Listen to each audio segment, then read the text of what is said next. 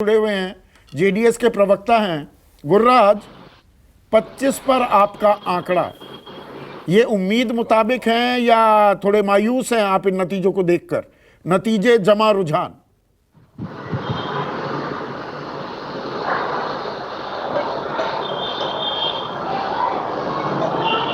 गुरराज, आपको आवाज आ रही है? आपसे सवाल था ये। आ रही ये जो 25 पर आप अटके हुए हैं, ये उम्मीद के मुताबिक हैं या मायूस हैं इन रुझानों को देखकर? नहीं, अभी उम्मीद है सर। उम्मीद कभी टूटने नहीं चाहिए और हमें इतना उम्मीद है कि 50 तक तो आएंगे ही। 50 तक आ जाएंगे? जी, क्योंकि अभी जो बीच का फासला जो है एक एक क्षेत्र में वो 1000 से भी कम है। 500 है, कभी 300 है, कहाँ पे कहीं पे 100 से भी कम है, ऐसा है सर। तो कहीं पे हम 2 सेकंड में है और बीजेपी तो 3rd में चला गया और वहाँ पे तो सिर्फ 40 वोट की बढ़ोतरी है इसको कांग्रेस को। ऐसे क्षेत्र है अभी। अरे कुमारस्वामी के बेटे हैं, वो बहुत सारे वोटों से पीछे है। नहीं, वो भी है, मैं क्या बोल रहा हूँ, बहुत सारे पीछे भी है और बहुत सारे ऐसे है अभी 100, 50, 300, 1000। नहीं तो 50 भी हो जाता है तो बहुमत का आंकड़ा तो आपके पास नहीं आने वाला है। तो उम्मीद अब इस बात की है कि सत्ता की चाबी आपके पास आ जाए। अब इस उम्मीद पर कायम है क्या जेडीएस? नहीं, उस उम्मीद पे तो है ही, लेकिन अभी क्या है, थोड़ा आंकड़ा आने दीजिए और 1 घंटा जाने दीजिए, देखते हैं क्या होता है। क्योंकि बहुत से जगहों से जो मिनिस्टर लोग, अभी प्रेजेंट मिनिस्टर लोग है, वो भी अभी पीछे है। वो आगे आएंगे या हार जाएंगे वो अभी पता नहीं। और जो हमारे एमएलए प्रेजेंट है वो सब तो जीतने के ओहदे के हासन में तो हम जीत गए। बीजेपी उधर हार गया, प्रेजेंट एमएलए था। ऐसे बहुत सारे है सर। अभी बहुत पिक्चर बाकी है और मिनिमम 1 घंटा तो चाहिए हमको। तो अभी आप इंतजार की मुद्रा में हैं। सुकेश, कुछ और ताजा अपडेट आई है इसी की साइट पर? 76 हो गई है बीजेपी, 117 हो गई है कांग्रेस। 24 सीटों पे आगे चल रही है जेडीएस।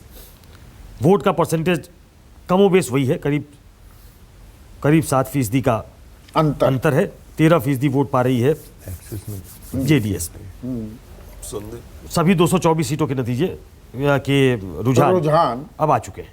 राजीव, मैं ये कह रहा हूँ कि ये जो बात हो रही है कांग्रेस की जीत के, तो अब जो जीता वही सिकंदर। अब बात होगी कि राहुल गांधी के मोहब्बत की दुकान का शटर खुल गया, कांग्रेस जोड़ो। प्रधानमंत्री ने जो भाषण दिया उसके बाद में प्रियंका गांधी जो जवाब देने उतरती थी उनके हर बात का, वो काम कर गया। क्योंकि मैंने देखा वहाँ कर्नाटक में प्रियंका गांधी के छोटे छोटे वीडियो सोशल मीडिया पे ज्यादा वायरल थे बनस्पति किसी नेता के। अब बात चलेगी कि डीके शिव कुमार ने रोड शो की भी कंपैरिजन होगी। हाँ। प्रधानमंत्री 26 किलोमीटर का रोड शो करते हैं, 10 किलोमीटर 600 मीटर का। राहुल गांधी बस में चढ़ जाते हैं, डिलीवरी बॉय के स्कूटर पर। मैं ये कहना चाह रहा था कि मुझे जो दिखाई दिया, तो एग्जिट पोल के दिन याद होगा आपके शो में मैंने कहा था कि बीजेपी और जेडीएस 100 के नीचे रह जाएंगे। आज भी मैं कह रहा हूँ कि जेडीएस 25 से नीचे रहेगा और ये दोनों मिलकर 100 के नीचे रहेंगे। अब कांग्रेस 120 से 130 के बीच में कहीं रहेगी, लेकिन ये 3 अंकों का आंकड़ा ये दोनों नहीं छू पाएंगे। ये ग्राउंड रियलिटी थी।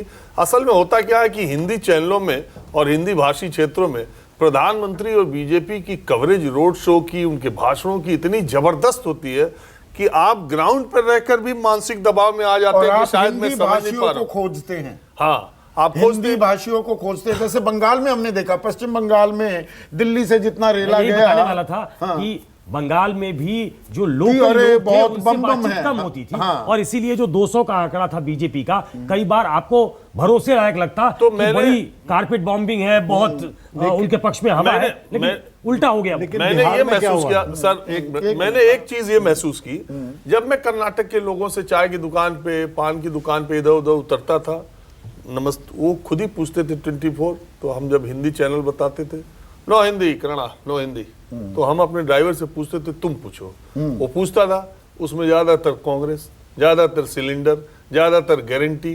तो मुझे लगता था, लेकिन वो हिंदी नहीं बोल पाते। तो जब 5-6 लोग बोलते थे हाँ डीके शिव कुमार का मैं एक सिलेंडर सवाल की उठाऊंगा, पूजा एक का important सवाल। एक मिनट सर वीडियो बोलो। भी वो बड़ा तो जब वायरल मैं- हुआ, तो ये सोशल मीडिया जब- को ढंग से मैनेज कर पाए हाँ, क्या? और जब मैं लोगों से हिंदी, लोग कहते थे हाँ हिंदी बोल सकते हैं, तो आप ये तो पूछेंगे कि नहीं हिंदी बोल सकते हो तो आप कौन हो। जब मैं उनसे बात करता था, थोड़ी उनके शब्दों के उच्चारण से मैं उनका नाम पूछता था तो वो मुस्लिम निकल जाते थे। जब मैं नाम पूछता था तो वो बिहार के, उड़ीसा के, इधर उधर के ज्यादा। तब मुझे ये लगने लगा कि अगर आदमी कंफर्टेबली कह रहा आइए हम हिंदी बोलते हैं, तो या तो वो 90% केसेस में या तो वो मुस्लिम था या तो वो दूसरे राज्यों का था। प्रवासी था। Migrant labour. कन्नड़ा 10% मिलता था। तब मैंने ये तब मैं जब ड्राइवर से बात करता था और लोग जो कैमरे पे नहीं आते थे या बोलते नो, अच्छा, कई मैंने हिचक ये भी देखी कि वो हिंदी समझ के भी बोलना नहीं चाहते हैं। वो हिंदी बोलना भी नहीं चाहते, थोड़ा तमिल।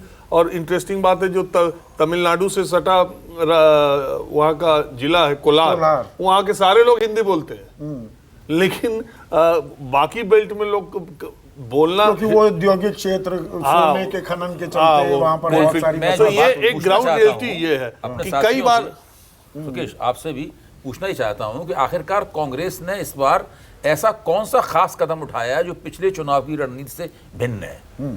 यहां पर हमें पता चलेगा कि कांग्रेस की जीत के कारण क्या है। कितने रोड शो हुए, कितनी रैली हुई, किसका कितना वीडियो 10 वायरल महीने हुआ, वो अलग है। पहले से तैयारी, हाँ, भारत जोड़ो का उसमें पुट, और गारंटी और भ्रष्टाचार का मुद्दा। वो तो है ही मास्टर स्ट्रोक इसके अंदर जो है, जिससे तुरंत कांग्रेस के वोट बढ़े। वो क्या लगता है आपको? वो बजरंगबली वाला, बजरंग दल वाला मामला देखिए, वो इसको काउंटर अलग प्रोडक्टिव हो गया कि नहीं, कांग्रेस बीजेपी के लिए, भाजपा के लिए तो हुआ। भाजपा ने जिस तरह उस पर प्रत्याक्रमण किया, वो काउंटर प्रोडक्टिव हुआ। तो मतलब ये बात मैं एक सेकंड जफर इस्लाम से बजरंग दल वाला मामला बहुत महत्वपूर्ण है। पिछले चुनाव में कांग्रेस ने ये कदम नहीं उठाया था, इस चुनाव में कांग्रेस ने ये कदम उठाया है। उनकी प्रवक्ता लगातार उसका बचाव कर रही हैं। छत्तीसगढ़ के मुख्यमंत्री ने कहा है कि हमारा मौका मिलेगा तो हम भी लगा देंगे प्रतिबंध बजरंग दल के ऊपर। एक जानकारी देता हूं, तो ये मसला जो है बहुत बजरंग महत्वपूर्ण मसला दल, है। लेकिन सर बजरंग दल अगर नहीं, कनकपुरा, राजीव एक जानकारी देता हूं, कनकपुरा सीट है जहां से डीके शिव कुमार है, वो शायद उनकी जीत की घोषणा हो गई है। 40,000 वोटों से चुनाव वो जीत गए हैं। कांग्रेस के अध्यक्ष डीके शिव कुमार 40,000 वोटों से चुनाव तो ये अच्छा जीत खासा गए हैं। मार्जिन। सुबह ऐसी से ही जानकारी- सबसे ऐसी ज्यादा- मेरे जानकारी है। साथ बीजेपी के राष्ट्रीय अच्छा, प्रवक्ता, राज्यसभा सांसद रह चुके हैं और आंकड़े ये परखना जानते हैं, टॉप मोस्ट बैंकर भी रह चुके हैं देश के, जफर इस्लाम जुड़ गए हैं।